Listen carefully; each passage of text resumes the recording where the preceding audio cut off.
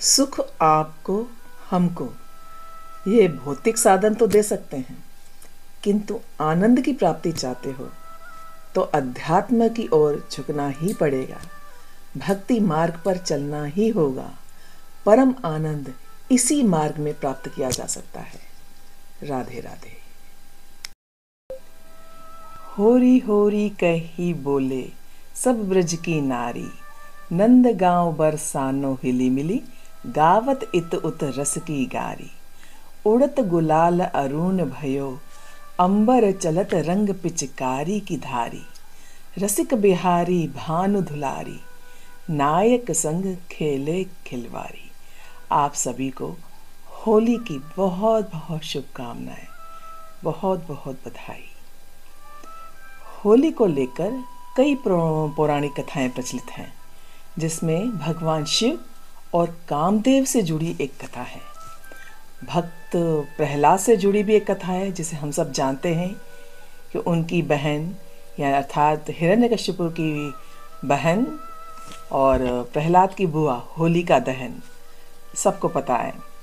धार्मिक मान्यताओं के अनुसार माता पार्वती भगवान शिव से विवाह करना चाहती थी, लेकिन तपस्या में लीन शिवजी ने उनकी ओर ध्यान ही नहीं दिया।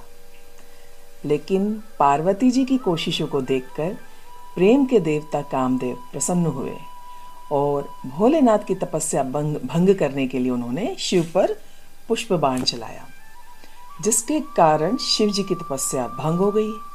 और तपस्या भंग होने की वजह से शिव जी नाराज हो गए और उन्होंने अपनी तीसरी आंख खोल दी और उनके क्रोध की अग्नि से कामदेव जी जलकर भस्म हो गए। इसके बाद भोलेनाथ जी ने पार्वती जी की ओर देखा। हिमवान की पुत्री पार्वती जी की आराधना सफल हुई और शिव जी ने उन्हें अपनी पत्नी के रूप में स्वीकार कर लिया। लेकिन कामदेव के भस्म होने के बाद उनकी पत्नी रति को असमय ही वैधव्य सहना पड़ा, विरह सहनी पड़ी। फिर रति ने शिव जी की आराधना की। इसके बाद जब शिव जी ने अपने निवास लौटे, तब रति ने उनसे अपनी व्यथा कही। पार्वती जी के पिछले जन्म की बातें याद कर भगवान शिव ने जाना कि कामदेव जी निर्दोष हैं। पिछले जन्म में दक्ष प्रसंग में उन्हें अपमानित होना पड़ा था। उनके अपमान से विचलित होकर दक्ष पुत्री सती ने आत्मदाह कर लिया था। उन्हीं सती ने पार्वती के रूप में जन्म और इस जन्म में भी शिव जी का ही वरण किया। कामदेव ने तो सिर्फ उनका सहयोग किया था। इसके बाद भगवान भोलेनाथ ने कामदेव को जीवित कर दिया। भगवान शिव ने उनसे कहा कि अब तुम अशरीर ही रहोगे, यानी कि प्रत्यक्ष तुम नहीं दिखोगे, अशरीर ही रहोगे।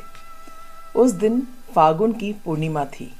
उसके बाद आधी रात को लोगों ने होलिका दहन किया। सुबह तक उसकी होलिका दहन वाली आग में वासना की मलिनता जलकर प्रेम के रूप में प्रकट हो गई। कामदेव जी अशरीर भाव से नए सृजन के लिए प्रेरणा जगाते हुए विजय का उत्सव मनाने लगे। यह दिन होली का दिन होता है। जब भगवान शिव ने कामदेव जी को भस्म किया, वह दिन फाल्गुन शुक्ल अष्टमी थी। तभी से होलाष्टक की प्रथा प्रारंभ हुई।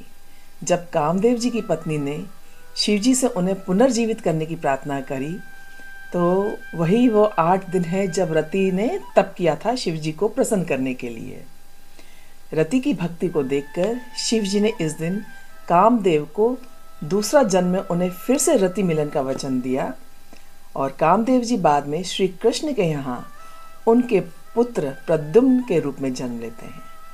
इसलिए होलाष्टक में कोई शुभ काम नहीं किया जाता है।